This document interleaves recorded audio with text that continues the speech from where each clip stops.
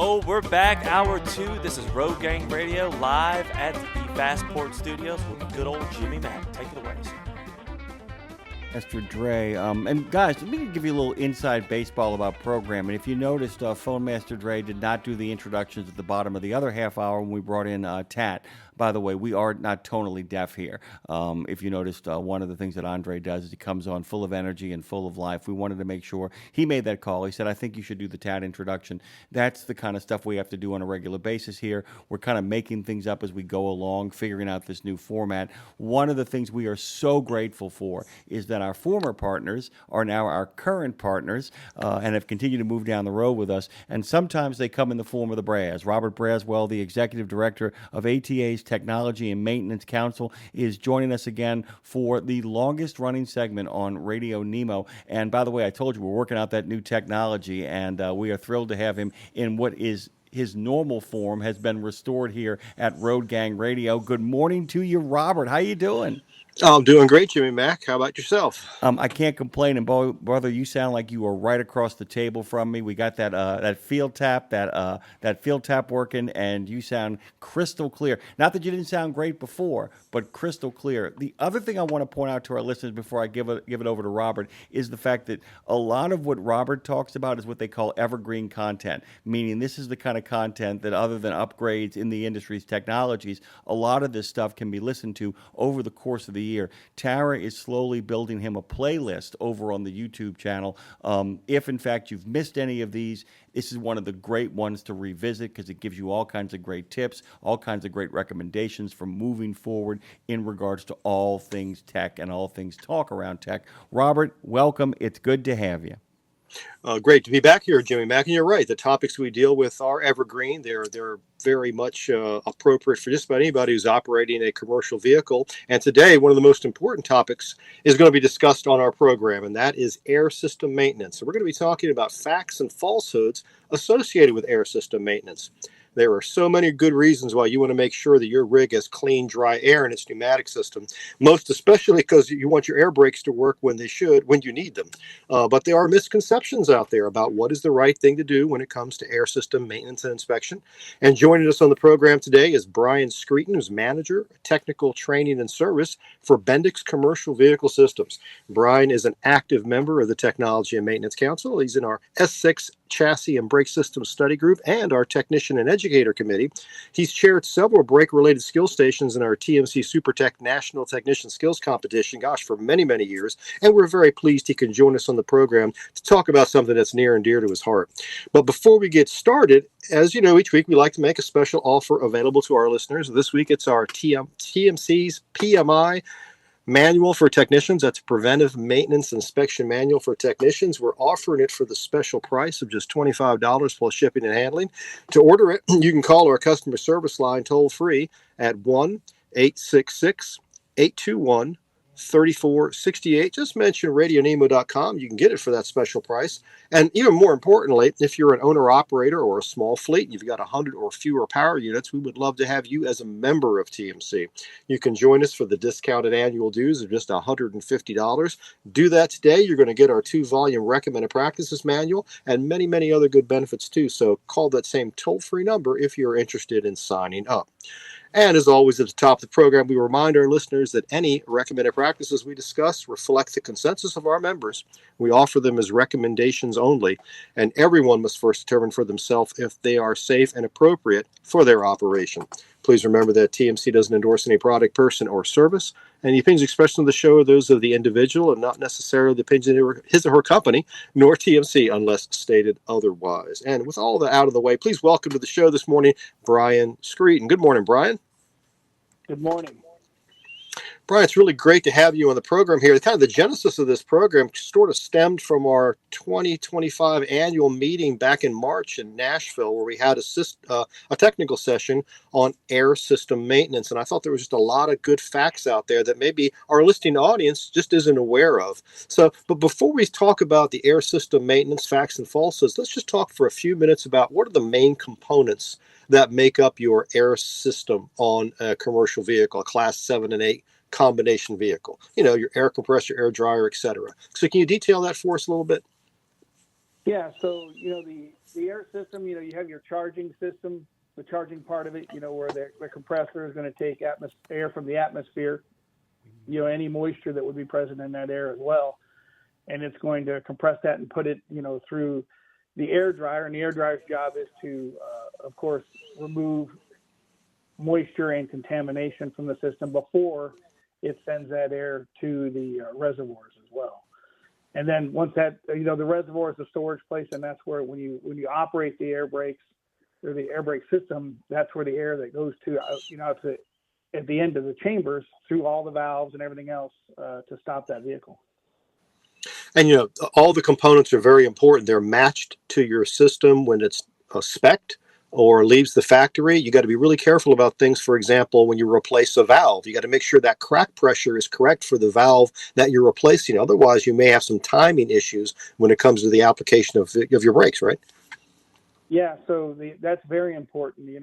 Crack pressure, that's the minute adjustment of each valve.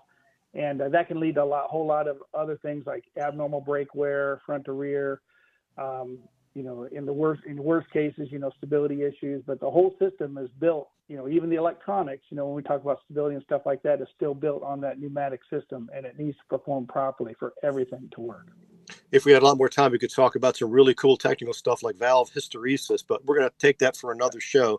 But let's just kind of focus on some of the main things I think the listeners ought to know about when it comes to, maintaining your air system. So one of the things that I'm sure a lot of people hear is that, we know it's important to make sure you have clean, dry air. That's why I have to drain my wet tanks every day when I do my pre-chip, right?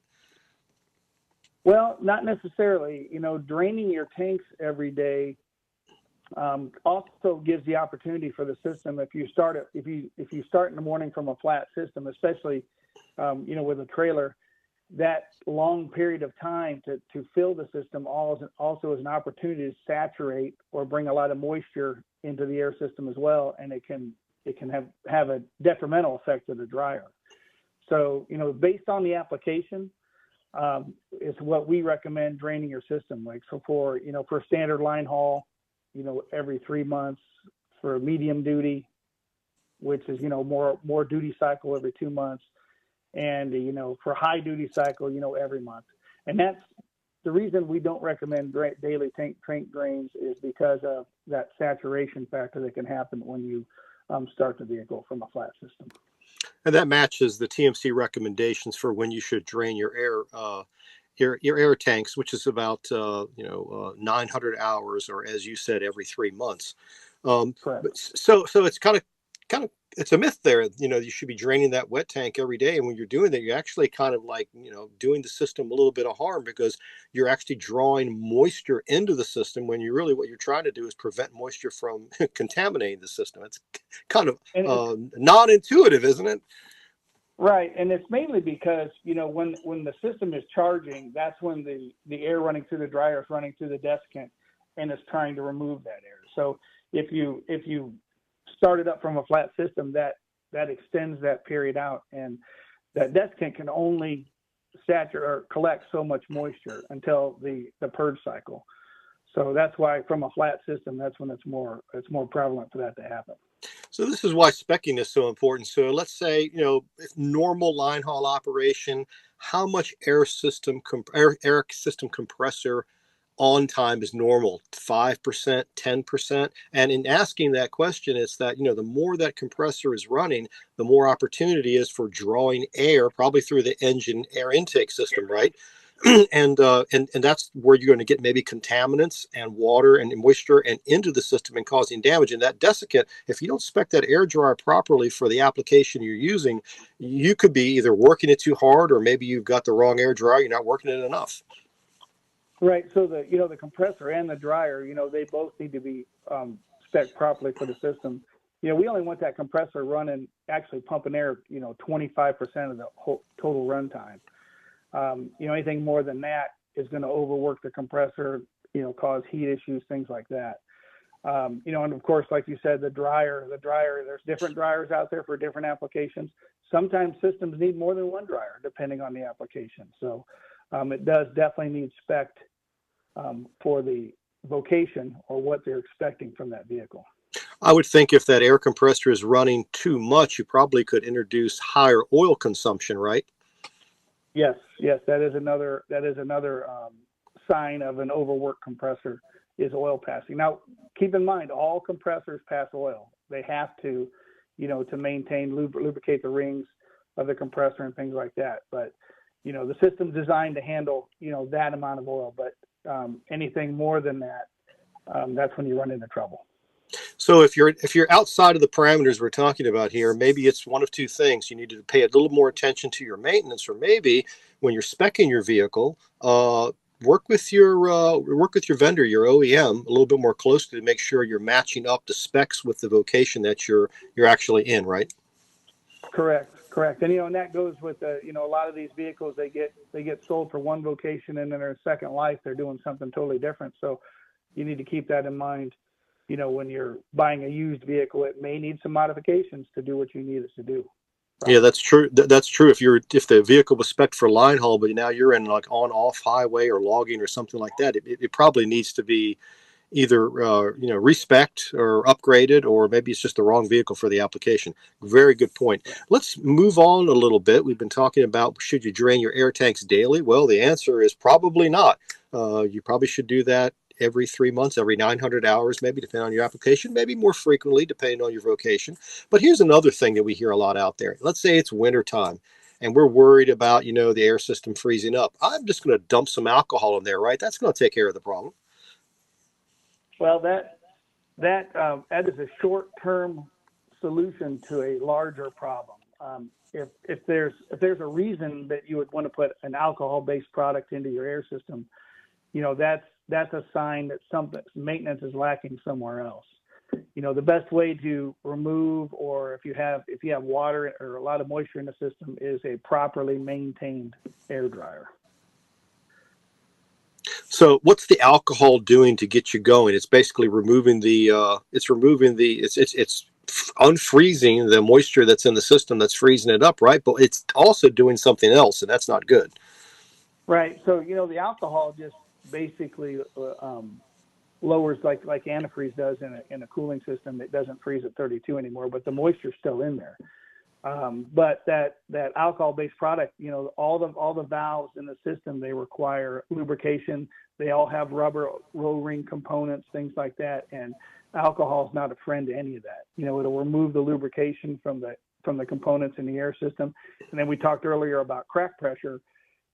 When you remove the lubrication or you compromise the integrity of the O-rings and things like that in the valves, that can also mess with things like crack pressure in the valve, having function improperly, and cause a whole host of other issues. Well, so the recommendation is not to use alcohol for airline antifreeze. So what am I supposed to do when it gets cold out? Well, when it gets cold out, first of all, be prepared. Usually before winter hits is when you're a time when you need to take a good look at your air system, look at your maintenance. When was the last time the air dryer was serviced? Get it ready for that cold weather before it gets here. But, when it gets here, you can do some things like to help prevent, being shut down because of water.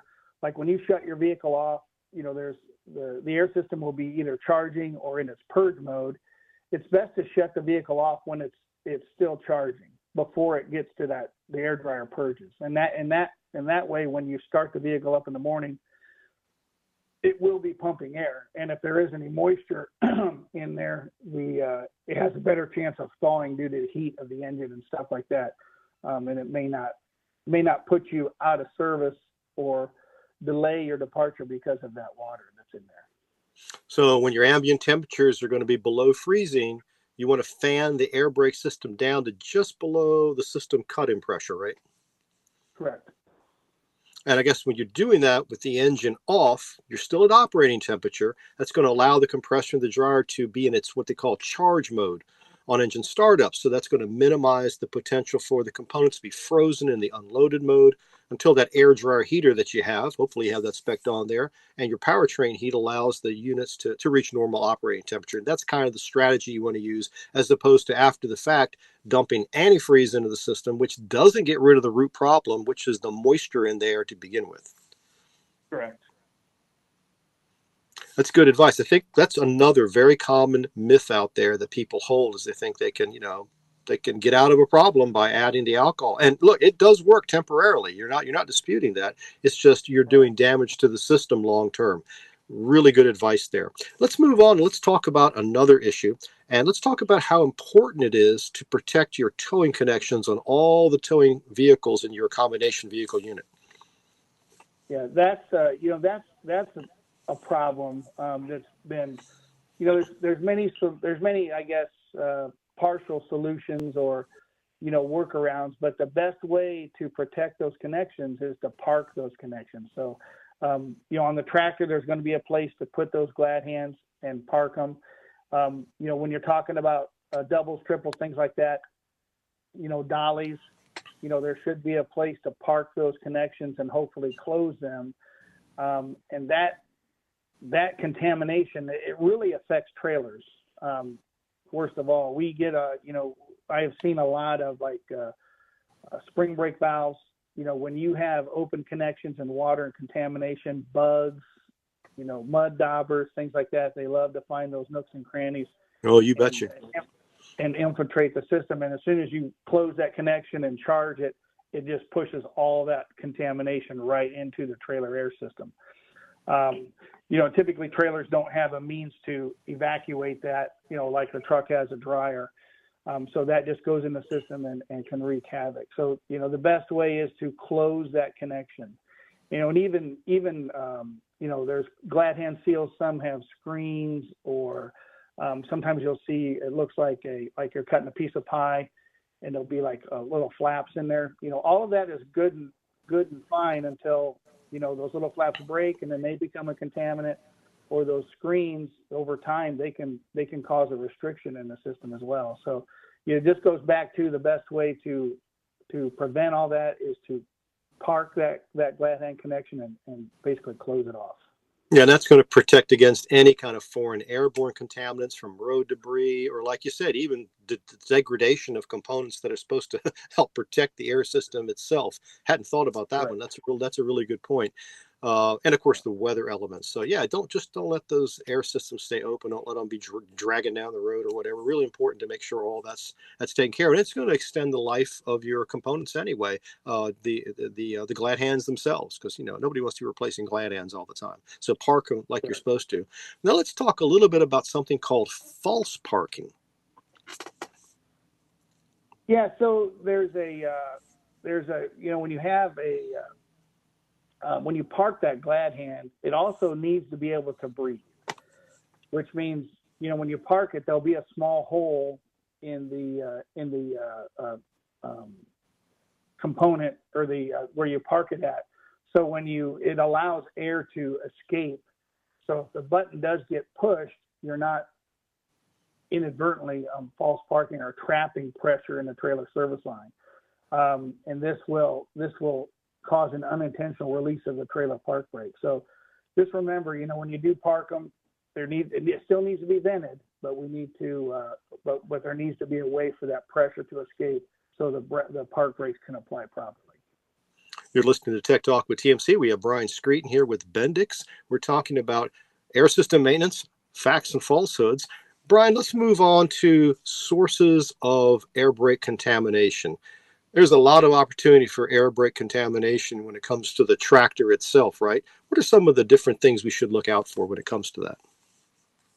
So you're going to need to start where the compressor draws its air in from the atmosphere. That's can be various things. There's typically how it's done is the air is drawn through the engine air cleaner after the fact, between the air filter and the turbo. The air filter maintenance on the engine is going to have a direct effect on the quality of the air that's being put into your air system. Some systems may have a dedicated or a standalone filter. It's not super common today on most power units, but filtering that air before it goes in the system is going to be your first line of defense on keeping contamination out. Another thing to look at is, if that's how the system gets its air pressure, or it's clean air, those air filters, not only the filter, but also you got to make sure that the drains on the air filter housing are open and allow moisture and water to exit that housing so they don't collect.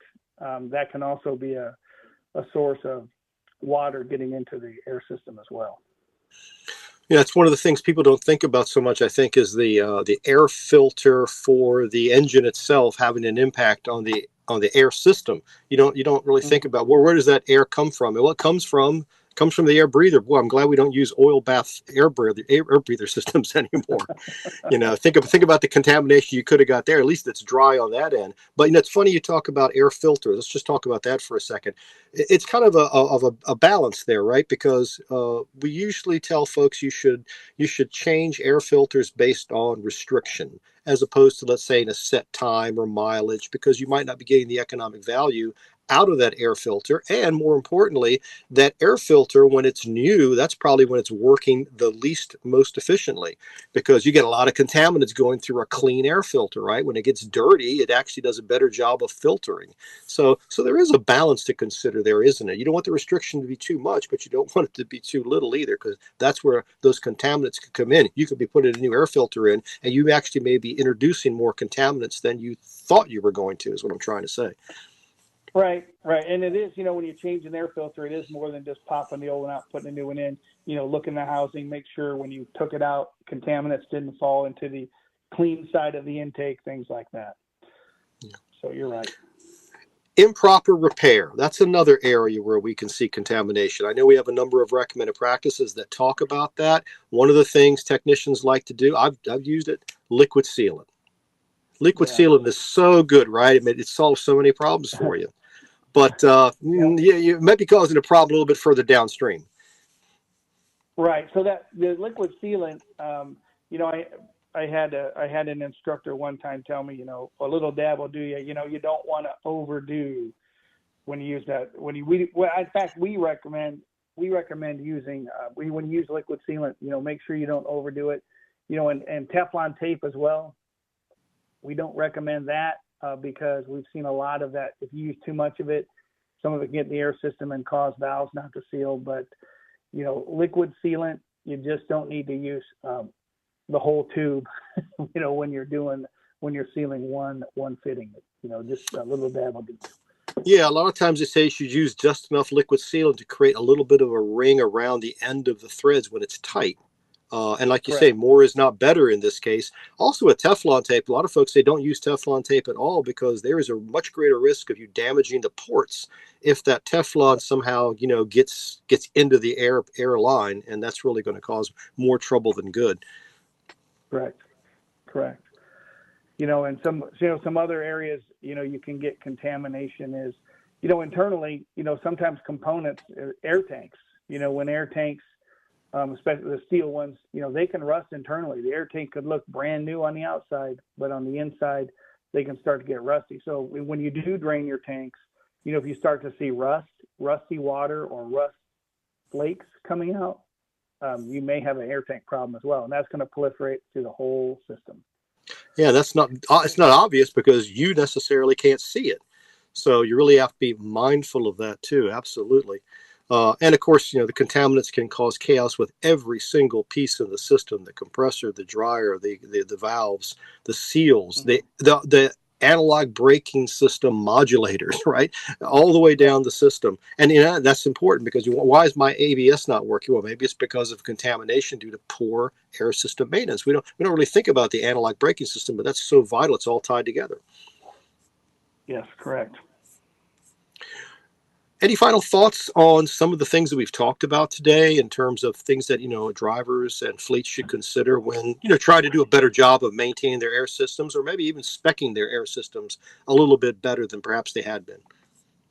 With air systems and brakes in general, it's a very vocational based spec. So, trucks are not a one size fit all, product. They're purpose built in most cases for specific jobs. And, when you're speccing a truck or you're even looking for a used truck, you really have to scrutinize what are you buying? What are you going to do with it is the biggest question, and make sure the truck is up to that task. spec wise. Yeah. And good. Go ahead. I was just going to say, and I know some of the things maybe we said are counterintuitive to what maybe like drain your tanks every day, but it is something that is recommended, that you don't drain them every day, because that also helps your compressor life, and also your dryer life as well. I think the other thing too is that you should realize that the dolly, if you're in doubles, triples operations, and of course the trailer, they're important too. You just can't ignore them. And in fact, the trailer really, if you think about it, it's essentially an add-on air accessory to the tractor, and it can't do much about anything that runs downhill that it encounters. So it's so important to make sure that the tractor is spec'd properly, running properly, maintained properly. Otherwise, you're going to have a lot of different problems back there. And, and that tractor trailer connection, that's the easiest place for the contamination to enter the trailer air system. So put a lot of focus there. And as we've talked about, the highest risk, it's when the trailers are disconnected and parked. So in order to prevent that, you want to make sure that the contamination doesn't enter the system while it's parked. You want to put as many barriers as possible between those elements and the air system of the tractor.